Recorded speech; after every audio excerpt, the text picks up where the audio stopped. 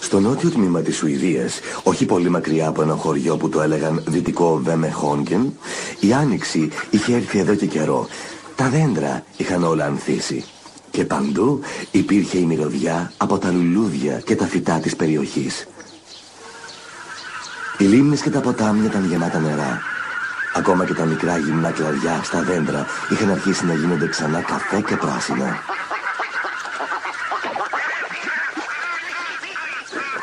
Εμπρός λοιπόν, φύγετε από εδώ.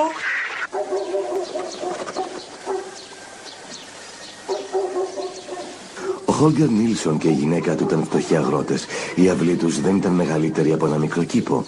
Όταν είχαν έρθει εδώ δεν είχαν παρά ένα γουρούνι και 2-3 κότες για να φροντίζουν. Αλλά ήταν πάρα πολύ οικονόμοι και εργατικοί και τώρα έφτασαν να έχουν και αγελάδες και χήνες. Ήταν ένα κυριακάτικο πρωινό. Οι γονείς ετοιμάζονταν να πάνε στην εκκλησία.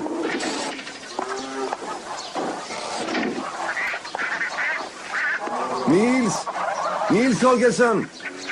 Γυναίκα, μήπως ξέρεις που πήγε αυτό το παιδί? Αν δεν αρχίσουμε να ετοιμαζόμαστε, θα αρχίσουμε στην εκκλησία. Όχι, δεν έχω ιδέα που είναι. Κι εγώ το ψάχνω. Έπρεπε να πάει να ταΐσει τις χήνες. Νίλς, παιδί μου, που είσαι? Νίλς!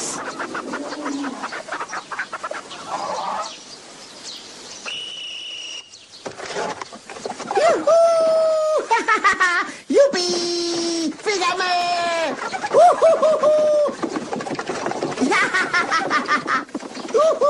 Πάμε! Θα τη φορά! Άντε! Οπα!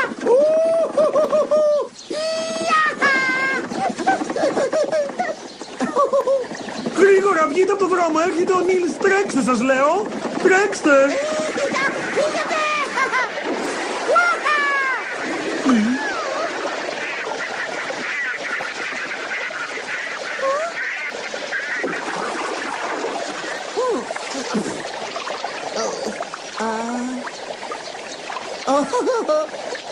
Γεια! Κοίτα το καλό μου φόρεμα! Και με έκανε παπί! Τώρα δεν μπορώ να πάω έτσι στην εκκλησία. Όλοι θα με κοιτάνε και θα λένε πόσο βρώμικη είμαι. Και... τότε να μην πας στην εκκλησία. Μα σήμερα είναι Κυριακή. Αύριο είναι Δευτέρα και μεθαύριο Τρίτη. Είναι κακομαθημένος. Μη στεναχωριέσαι, Άζα. Ξέρεις πώς είναι ο Νίλς. Μόνο τον εαυτό του σκέφτεται.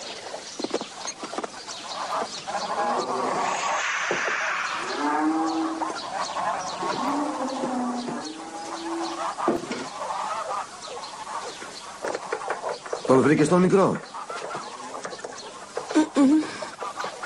Του είπα σήμερα το πρωί πως δεν πρόκειται να υποχωρήσω με τίποτα. Σήμερα θα έρθει μαζί μας στην εκκλησία οπωσδήποτε. Καλά. Μα εσύ δεν έχεις φάει τίποτα, μικρέ μου Γκρούμελ. Έλα να σου δώσω κάτι να φας. Αυτό είναι καθήκον του Νίλς. Ναι, το ξέρω. Ναι, αλλά δεν μπορούμε να αφήσουμε αυτό το καημένο το χαμστεράκι να πεθάνει από την πείνα. Δεν φταίει αυτό. Πήραμε αυτό το χαμστεράκι στον Νίλς για να μάθει επιτέλους να είναι υπεύθυνος. Να μάθει να το φροντίζει και να το ταΐζει όταν πρέπει. Το λυπάμαι το καημένο το ζωάκι. Αν περιμέναμε να το ταΐσει ο Νίλς θα είχε πεθάνει από καιρό.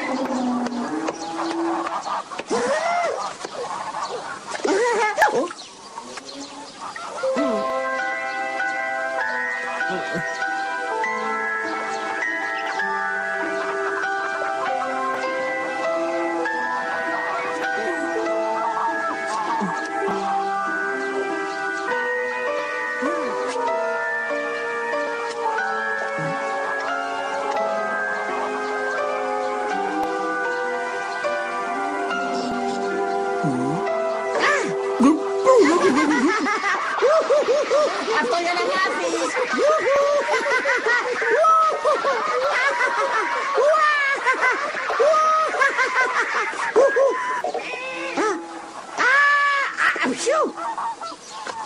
Θα σου δείξω εγώ, Κορνίλια.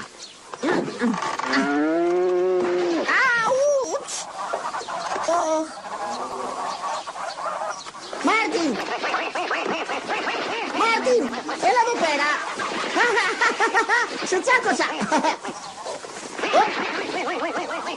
Όπα! Αχ, μου ξέφυγες πάλι. Μην είναι ακίνητος. Στάσου να σε πιάσω. Τώρα σε πιάσα. Ωραία. Μάρτιν! Μάρτιν! Μα...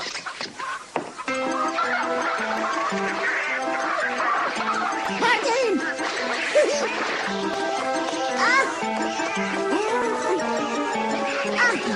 Όπα!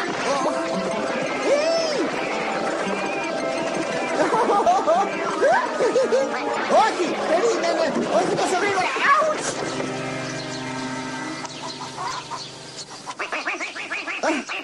Θα μείνεις εδώ λοιπόν, πατέρα. Έλα μαζί μου, Νίλς. Πού ήσουν, μικρέ μου, σε ψάχναμε παντού. Όπως το φανταζόμουν. Πάλι πήραζε την καημένη τη χείρα, το μάτι. Και εγώ σε παρακαλώ να πας αμέσως μέσα στο σπίτι.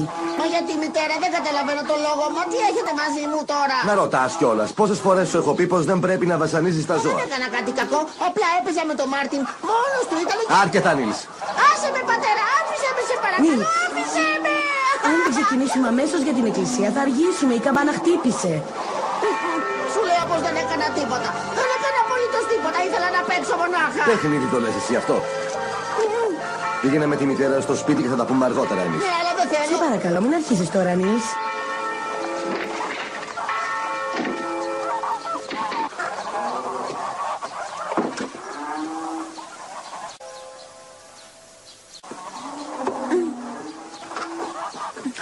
Τι κάνεις εκεί, παιδί μου, Νίλς? Έλα εδώ. Άσε με, μαμά, εγώ δεν Νίλς, πάω θα στην μείνεις εκκλησία. εδώ. Δεν θέλω να πάω. Άσε με, σου λέω, δεν θέλω να πάω μαζί σας στην εκκλησία. Αχ, Δεν θέλω. Νίλς. Αν δεν φύγουμε αμέσως θα αργήσουμε πάρα πολύ. Γιατί δεν πήθηκε ακόμα ο μικρός. Γιατί, δεν θέλει να έρθει μαζί μας. Δηλαδή δεν θες να ξανάρθεις μαζί μας στην εκκλησία. Ναι, πατέρα. Τότε θέλω να μου υποσχεθείς πως θα μείνεις εδώ και θα διαβάσεις το σημερινό κήρυγμα από τη βίβλο, εντάξει? Εντάξει. Αλλά μην νομίζεις πως θα γλιτώσεις έτσι απλά. Μόλις γυρίσεις στο σπίτι θα σου κάνω ερωτήσεις για κάθε μία σελίδα. Συμφωνείς, μητέρα? Ναι.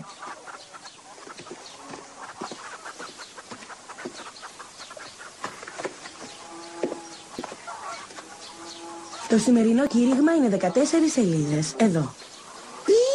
Όταν θα τελειώσεις με αυτό μπορείς να βγεις έξω και μην ξεχνάς πως θα σου κάνω ερωτήσεις σε κάθε σελίδα το βράδυ. Μάλιστα, πατέρα. Νίλς, κάνε ό,τι σου είπε ο πατέρας σου και φρόντισε να τη βάλεις στη θέση της μετά. Ναι, μητέρα. Αυτή τη φορά τουλάχιστον κατάφερα να γλιτώσω το κήρυγμα του παπά. Ντροπή σου, Νίλς. Αυτό ήταν πολύ άσχημο από μέρους Ναι, σου. μητέρα. Αντίο, Νίλς, και να είσαι καλό παιδί.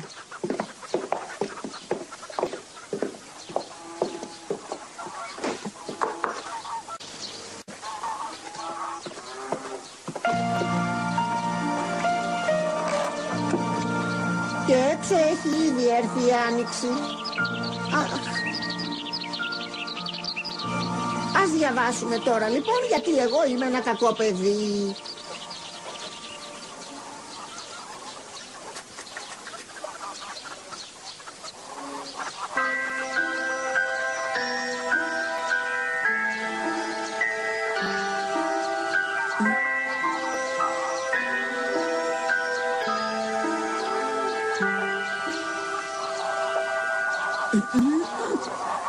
Επιτέλους μπορώ να ταΐσω τα ζώα του πατέρα μου και να παίζω με αυτά χωρίς να μου λέει κανένας τίποτα.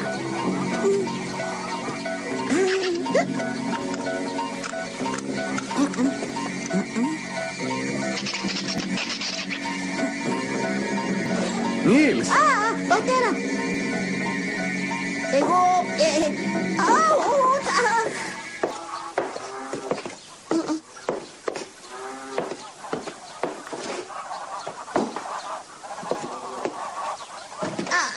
Έλα εδώ. Μη με πονάς!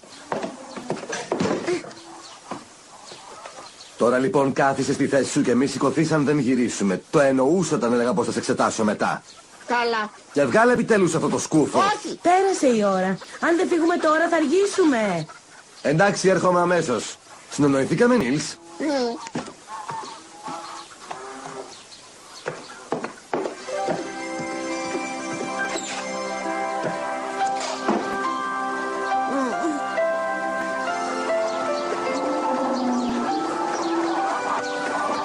Δεκατέσσερις σελίδες.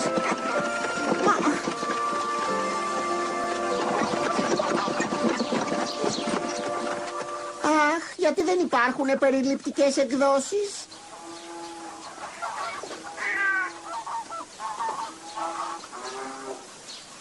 Αχ, είμαι τόσο κουρασμένος.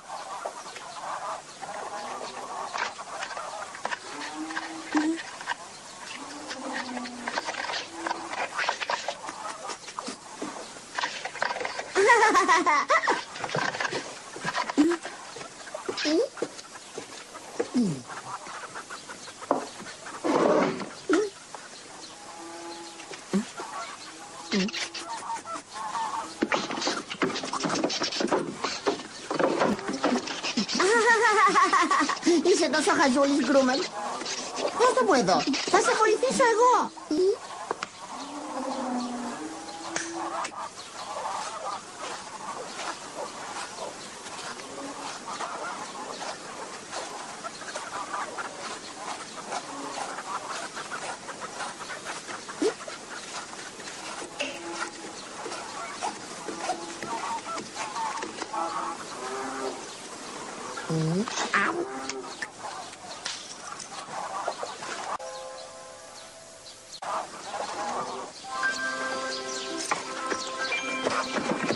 Αχ, γιατί ο Νίλς μας λέει είναι τόσο κακότροπος και άτακτος. Είναι τεμπελάκος. Το σχολείο δεν μπόρεσε να του μάθει κάτι. Είναι και πολύ εγωιστής. Δεν βοηθάει ούτε να ταΐσουμε τις χήμες. Δεν ξέρω τι μπορώ να κάνω άλλο για αυτό το παιδί. Δεν πειθαρχεί με τίποτα. Και δεν μπορώ να του φέρθω πολύ σκληρά, να του κρύψω την αγάπη μου, γιατί νομίζω πως δεν είναι καθόλου σωστό. Έτσι θα του κάνω μεγαλύτερο κακό. Ναι, το ξέρω. Πιο παλιά ήταν τόσο καλό παιδί.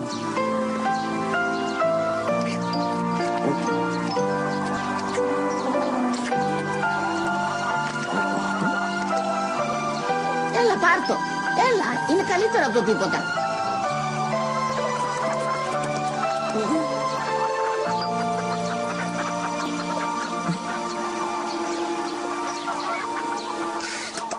Έλα έξω, Γκρούμελ. Έλα.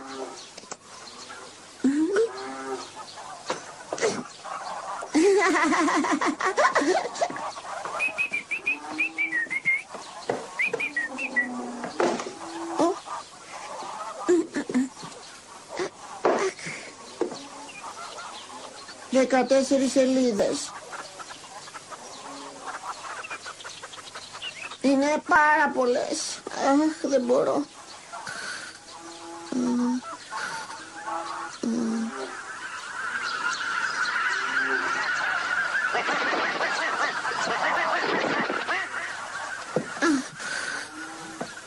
Όχι, δεν πρέπει να κοιμηθώ. Δεν θα προλάβω να τελειώσω το κήρυγμα όλο το πρωί. Ο πατέρας είπε πως θα με ρωτήσει για κάθε σελίδα. Αν δεν ξέρω να απαντήσω, τότε θα θυμώσει πάρα πολύ μαζί μου.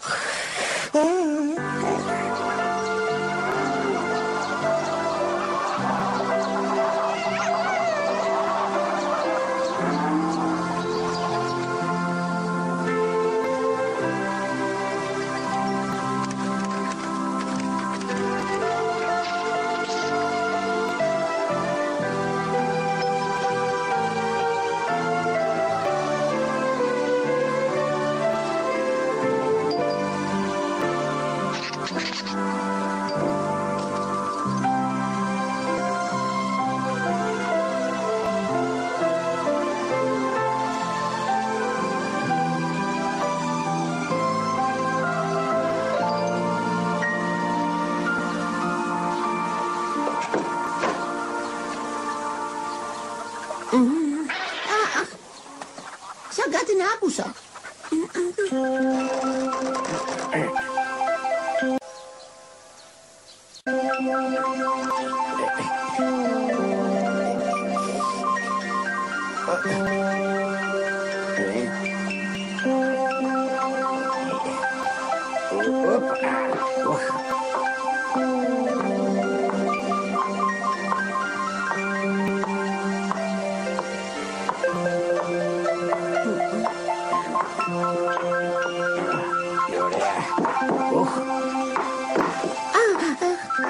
Μα τι είναι?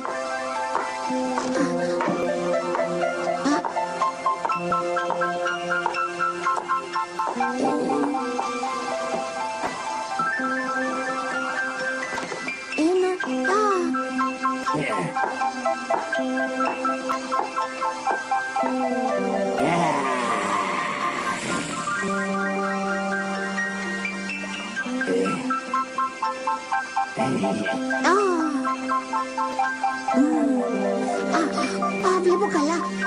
Ένας νάνος.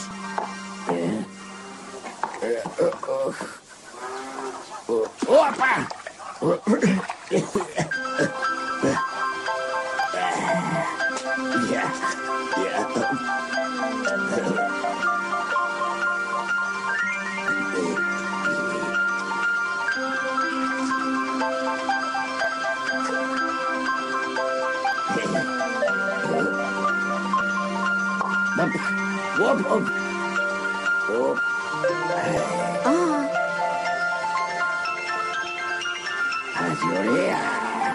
Όπα.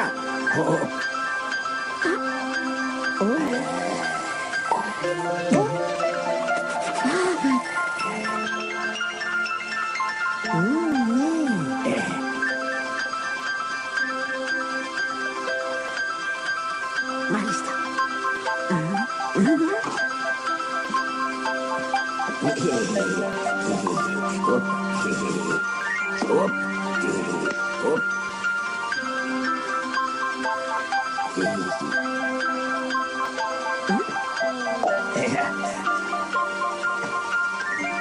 Τώρα θα σε πιάσω. Άσε με, άσε με. Πες μου πως θα μ' αφήσεις.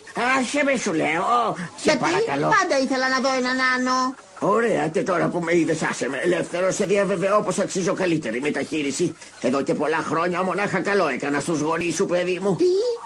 Και σε μένα τι καλό θα κάνεις? Θα σου δώσω ένα χρυσό νόμισμα.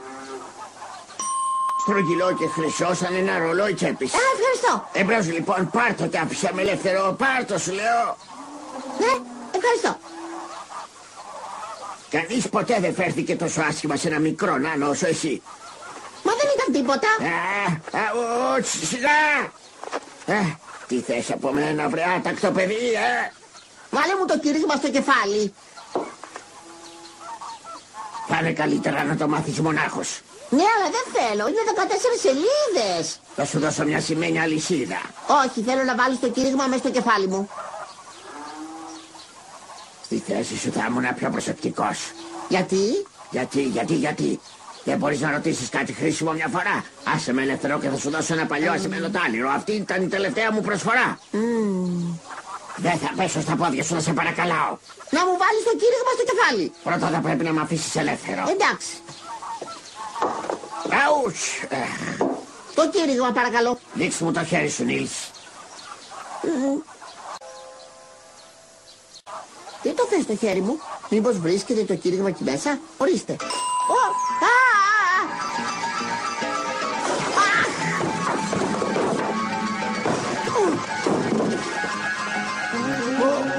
Όχι! Αουτς!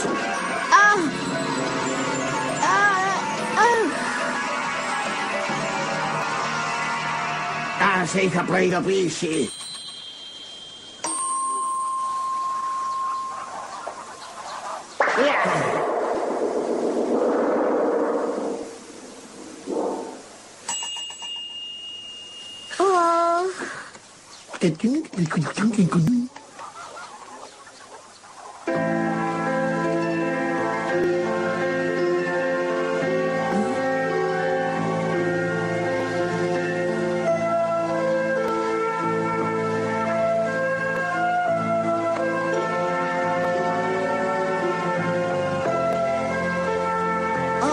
Ο Νάνος πρέπει να μάγεψε το δωμάτιο. Οχ, αχ. Μα δεν είναι δυνατόν.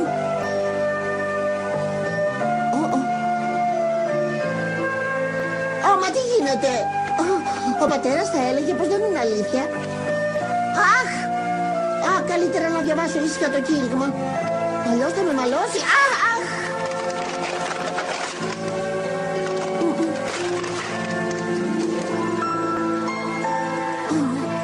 Μα τι συνέβη λοιπόν? Ο Νάνος τα μάγεψε όλα. Και το τραπέζι και την καρέκλα.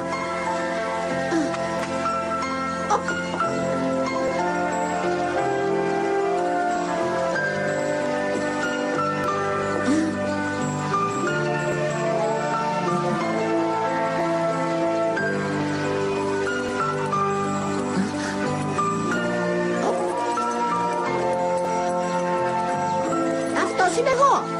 Εμένα μάγεψε. Ναι. Πού είσαι?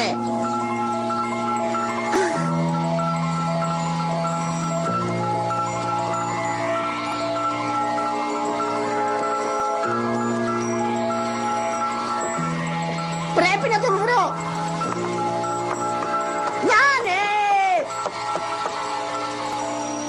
Εσύ τα κατάφερες όλα αυτά, Νίλς Χόλγκερσον. Θα πρέπει να ντρέπεσαι για λογαριασμό σου. Ο Νάνος εξαφανίστηκε. Πρέπει να τον ρωτήσεις πώς θα μείνουμε έτσι. Ακούς τι σου λέω?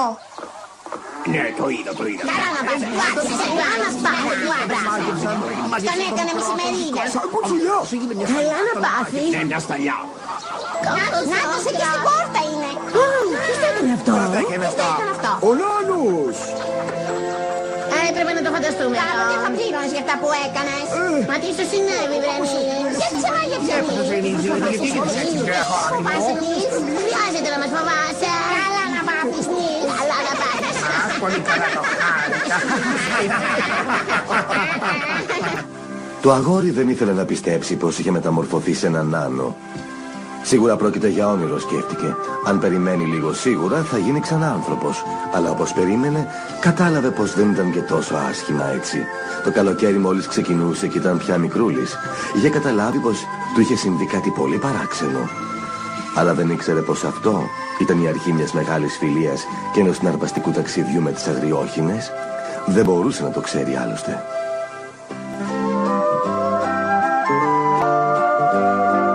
Ακούστηκαν οι ηθοποιοί Ευτυχία Φαναριώτη, Βίβιαν Βαλσάμι, Αλέξανδρος Πετρίδης, Αυγερινός Σουλόπουλος, Σπύρος Μπιμπίλας, Θέμης Ψυχολιός. Τραγούδι Μαρία Ζήση. Σκηνοθετική επιμέλεια Σπύρος Μπιμπίλας. Μετάφραση Μαριάννα Αρβανίτη. Ηχοληψία Νίκος Καπετάνογλου. Η μεταγλώτηση έγινε στα στούντιο της Art Factory.